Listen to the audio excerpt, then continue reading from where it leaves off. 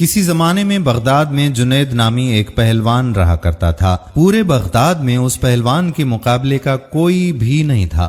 بڑے سے بڑا پہلوان بھی اس کے سامنے زیر تھا۔ کیا مجال کہ کوئی اس کے سامنے نظر ملا سکے۔ یہی وجہ تھی کہ شاہی دربار میں اس کو بڑی عزت کی نگاہ سے دیکھا جاتا تھا اور بادشاہ کی نظر میں اس کا خاص مقام تھا۔ ایک دن جنید پہلوان بادشاہ کے دربار میں اراکین سلطنت کے ہمراہ بیٹھا ہوا تھا کہ شاہی محل کے صدر دروازے پر کسی نے دستک دی۔ خادم نے آ کر بادشاہ کو بتایا کہ ایک کمزور اور ناتواں شخص دروازے پر کھڑا ہے جس کا بوسیدہ لباس ہے۔ کمزوری کا یہ عالم ہے کہ زمین پر کھڑا ہونا مشکل ہو رہا ہے۔ اس نے پیغام بھیجا ہے کہ جنید کو میرا پیغام پہنچا دو کہ وہ کشتی میں میرا چیلنج قبول کر لے۔ بادشاہ نے حکم جاری کیا کہ اسے دربار میں پیش کرو۔ اجنبی ڈگمگاتے پیروں سے دربار میں حاضر ہوا۔ وزیر نے اجنبی سے پوچھا، تم کیا چاہتے ہو؟ اجنبی نے جواب دیا کہ میں جنید پہلوان سے کشتی لڑنا چاہتا ہوں۔ وزیر نے کہا، چھوٹا منہ، بڑی بات نہ کرو۔ کیا تمہیں معلوم نہیں کہ جنید کا نام سن کر بڑے بڑے پہلوانوں کو پسینہ آ جاتا ہے؟ پورے شہر میں اس کے مقابلے کا کوئی نہیں، اور تم جیسے کمزور شخص کا جنید سے کشتی لڑنا تمہاری ہلاکت کا سبب بھی ہو سکتا ہے۔ اجنبی نے کہا کہ جنید پہلوان کی شہرت ہی مجھے کھینچ کر لائی ہے، اور میں آپ پر یہ ثابت کر کے دکھاؤں گا کہ جنید کو شکست دینا ممکن ہے۔ میں اپنا انجام جانتا ہوں، آپ اس بحث میں نہ پڑیں، بلکہ میرے چیلنج کو قبول کیا جائے۔ یہ تو آنے والا وقت بتائے گا کہ شکست کس کا مقدر بنتی ہے۔ جنید پہلوان بڑی حیرت سے آنے والے اجنبی کی باتیں سن رہا تھا۔ بادشاہ نے کہا کہ اگر سمجھانے کے باوجود یہ بضد ہے تو اپنے انجام کا یہ خود ذمہ دار ہوگا، لہٰذا اس کا چیلنج قبول کر لیا جائے۔ بادشاہ کا حکم ہوا اور کچھ ہی دیر کے بعد تاریخ اور جگہ کا اعلان کر دیا گیا، اور پورے بغداد میں اس چیلنج کا تہلکہ مچ گیا۔ ہر شخص کی یہ خواہش تھی کہ اس مقابلے کو دیکھے۔ تاریخ جوں جوں قریب آتی گئی، لوگوں کا اشتیاق اور بڑھتا گیا۔ ان کا اشتیاق اس وجہ سے تھا کہ آج تک انہوں نے تنکے اور پہاڑ کا مقابلہ نہیں دیکھا تھا۔ دور دراز ملکوں سے بھی سیاح یہ مقابلہ دیکھنے کے لیے آنے لگے۔ جنید کے لیے یہ مقابلہ بہت پر اسرار تھا اور اس پر ایک انجانی سی ہیبت طاری ہونے لگی۔ انسانوں کا ٹھاٹھیں مارتا سمندر شہر بغداد میں امڈ آیا۔ جنید پہلوان کی ملک گیر شہرت کسی تعارف کی محتاج نہ تھی۔ اپنے وقت کا مانا ہوا پہلوان آج ایک کمزور اور ناتواں انسان سے مقابلے کے لیے میدان میں اتر رہا تھا۔ اکھاڑے کے اطراف لاکھوں انسانوں کا ہجوم اس مقابلے کو دیکھنے آیا ہوا تھا۔ بادشاہ وقت اپنے سلطنت کے اراکین کے ہمراہ اپنی کرسیوں پر بیٹھ چکے تھے۔ جنید پہلوان بھی بادشاہ کے ہمراہ آ گیا تھا۔ سب لوگوں کی نگاہیں اس پر اسرار شخص پر لگی ہوئی تھیں جس نے جنید جیسے نامور پہلوان کو چیلنج دے کر پوری سلطنت میں تہلکہ مچا دیا تھا۔ مجموعے کو یقین نہیں آ رہا تھا کہ اجنبی مقابلے کے لیے آئے گا، پھر بھی لوگ شدت سے اس کا انتظار کرنے لگے۔ جنید پہلوان میدان میں اتر چکا تھا۔ اس کے حامی لمحہ بلمحہ نعرے لگا کر حوصلہ بلند کر رہے تھے کہ اچانک وہ اجنبی لوگوں کی صفوں کو چیرتا ہوا اکھاڑے میں پہنچ گیا۔ ہر شخص اس کمزور اور ناتواں شخص کو دیکھ کر محو حیرت پڑ گیا تھا کہ جو شخص جنید کی ایک پھونک سے اڑ جائے اس سے مقابلہ کرنا دانشمندی نہیں، لیکن اس کے باوجود سارا مجموعہ دھڑکتے دل کے ساتھ اس کشتی کو دیکھنے لگا۔ کشتی کا آغاز ہوا، دونوں آمنے سامنے ہوئے، ہاتھوں میں ہاتھ ڈالے گئے، پنجہ آزمائی شروع ہوئی۔ اس سے پہلے کہ جنید کوئی داؤ لگا کر اجنبی کو زیر کرتے، اجنبی نے آہستہ سے جنید سے کہا، اے جنید، ذرا اپنے کان میرے قریب لاؤ، میں آپ سے کچھ کہنا چاہتا ہوں۔ اجنبی کی باتیں سن کر جنید قریب ہوا اور کہا، کیا کہنا چاہتے ہو؟ اجنبی بولا، اے جنید، میں کوئی پہلوان نہیں ہوں، زمانے کا ستایا ہوا ہوں، میں آل رسول صلی اللہ علیہ وآلہ وسلم ہوں، سید گھرانے سے میرا تعلق ہے۔ میرا ایک چھوٹا سا کنبہ کئی ہفتوں سے فاقوں میں مبتلا جنگل میں پڑا ہوا ہے۔ چھوٹے چھوٹے بچے شدت بھوک سے بے جان ہو چکے ہیں۔ خاندانی غیرت کسی سے دستے سوال نہیں کرنے دیتی۔ सैयद जादियों के जिस्म पर कपड़े फटे हुए हैं।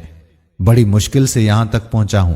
मैंने इस उम्मीद पर तुम्हें कुश्ती का चैलेंज दिया कि तुम्हें घराने से अकीदत है। आज खानदान नबूवत सल्लल्लाहु अलैहि वसल्लम की लाज रख लीजिए। मैं वादा करता हूं कि आज अगर तुमने मेरी लाज रखी तो कल मैदान महशर में अपने नाना जान से अर्ज करके फतेह व कामरानी का ताज तुम्हारे सर पर रखवाऊंगा। तुम्हारी मुल्क गिर शोहरत और एजाज की एक कुर्बानी खानदान नबूवत के सूखे हुए चेहरों की शादाबी के लिए काफी होगी। तुम्हारी ये कुर्बानी कभी भी जाया नहीं होने दी जाएगी। अजनबी शख्स के ये चंद जुमले जुनैद पहलवान के जिगर में उतर गए। उसका दिल घायल और आंखें अश्कबार हो गईं। सैयदजादे की इस पेशकश को फौरन कबूल कर लिया और अपनी आलमगीर शोहरत, इज्जत व अजमत आले रसूल सल्लल्लाहु अलैहि वसल्लम पर कुर्बान करने में एक लम्हे की ताखीर ना की। फौरन फैसला कर लिया कि इससे बढ़कर मेरी इज्जत और नामूस का और कौन सा मौका हो सकता है कि दुनिया की इस महदूद इज्जत को खानदान नबूवत की उड़ती हुई खाक पर कुर्बान कर दूं। अगर सैयद घराने की मुरझाई हुई तकलीफों की शादाबी के लिए मेरे जिस्म का खून काम आ सकता है तो जिस्म का एक एक कतरा तुम्हारी खुशहाली के लिए देने के लिए तैयार हूं। जुनैद फैसला कर चुका। उसके जिस्म की तवानाई अब सलब हो चुकी थी। अजनबी शख्स से पंजा आजमाई का जाहिरी मुजाहरा शुरू कर दिया गया। कुश्ती लड़ने का अंदाज जारी था। पैंतरे बदले जा रहे थे कि अचानक जुनैद ने एक दाव लगाया। पूरा मजमुआ जुनैद के हक में नारे लगाता रहा। जोशो खरोश बढ़ता गया। जुनैद दाव के जोहर दिखाता तो मजमुआ नारों से गूंज उठा। दोनों हाथ घुतम घुता हो गए। यकायक लोगों की पलकें झुपकी। धड़कते दिल के साथ आंखें खुली तो एक नाकाबिले यकीन मंजर आंखों के सामने आ गया। जुनैद चारों शाने चित पड़ा था और खानदान नबूवत का शहजादा सीने पर बैठे फतेह का परचम बुलंद कर रहा था। पूरे मजमुए पर सख्ता तारी हो चुका था। हैरत का तिलस्म टूटा और पूरे मजमुए ने सैयदजादे को गोद में उठा लिया। मैदान का फातिह लोगों के सरों पर से गुजरता था। हर तरफ इनाम व इकराम की बारिश होने लगी। खानदान नबूवत का ये शहजादा बेश बहा कीमती इनामात लेकर अपनी पनाहगाह की तरफ चल दिया। इस शिकस्त से जुनैद का वकार लोगों के दिलों से खत्म हो चुका था। हर शख्स उन्हें हिकारत की निगाह से देखने लगा। जिंदगी भर लोगों के दिलों पर सिक्का जमाने वाला आज उन्हीं लोगों के तानों को सुन रहा था। रात हो चुकी थी। लोग अपने अपने घरों को जा चुके थे। इशा की नमाज से फारिग होकर जुनैद अपने बिस्तर पर लेटा। उसके कानों में सैयदजादे के वो अल्फाज बार बार गूंजते रहे, आज मैं वादा करता हूं अगर तुमने मेरी लाज रखी तो कल मैदान महशर में अपने नाना जान से अर्ज करके फतेह व कामरानी का ताज तुम्हारे सर पर रखवाऊंगा। जुनैद सोचता, क्या वाकई ऐसा होगा? क्या मुझे ये शरफ हासिल होगा कि हुजूर सरवरे कौनैन हजरत मोहम्मद सल्लल्लाहु अलैहि वसल्लम के हाथों से ये ताज मैं पहनूं? नहीं नहीं, मैं तो इस काबिल नहीं। लेकिन खानदान नबूवत के शहजादे ने मुझसे वादा किया है। आले रसूल का वादा गलत नहीं हो सकता। ये सोचते सोचते जुनैद नींद की आगोश में पहुंच चुका था। नींद में पहुंचते ही दुनिया के हिजाबात निगाहों के सामने से उठ चुके थे। एक हसीन ख्वाब निगाहों के सामने था। गुंबदे खिजरा का सब्ज गुंबद निगाहों के सामने जलवागर हुआ, जिससे हर समत रोशनी बिखरने लगी। एक नूरानी हस्ती जलमा फरमा हुई, जिसके हुस्नो जमाल से जुनैद की आंखें खैरा हो गईं। दिल कैफे सुरूर में डूब गया। दरो दीवार से आवाजें आने लगीं, अस्सलातु वस्सलामु अलैका या रसूल अल्लाह। जुनैद समझ गए ये तो मेरे आका हैं जिनका मैं कलमा पढ़ता हूं। फौरन कदमों से लिपट गए। हुजूर अकरम सल्लल्लाहु अलैहि वसल्लम ने फरमाया, ऐ जुनैद उठो, कयामत से पहले अपनी किस्मत की सरफराजी का नजारा करो। नबीजादों के नामूस के लिए शिकस्त की जिल्लतों का इनाम कयामत तक कर्ज रखा नहीं जाएगा। सर उठाओ, तुम्हारे लिए फतह करामत की दस्तार लेकर आया हूं। आज से तुम्हें इरफान व तकर्रुब के सबसे ऊंचे मकाम पर फायज किया जाता है। तुम्हें औलिया कराम की सरवरी का एजाज मुबारक हो। इन कलमात के बाद हुजूर सरवर कौनैन हजरत मोहम्मद मुस्तफ़ा सल्लल्लाहु अलैहि वआलिहि वसल्लम ने जुनैद पहलवान को सीने से लगाया और इस मौके पर हुजूर सल्लल्लाहु अलैहि वआलिहि वसल्लम ने हालत ख्वाब में जुनैद को क्या कुछ अता किया, इसका अंदाजा लगाना मुश्किल है। इतना अंदाजा जरूर लगाया जा सकता है कि जब जुनैद नींद से बेदार हुए तो सारी कायनात चमकते हुए आईने की तरह उनकी निगाहों में आ गई थी। हर एक के दिल जुनैद के कदमों पर निसार हो चुके थे।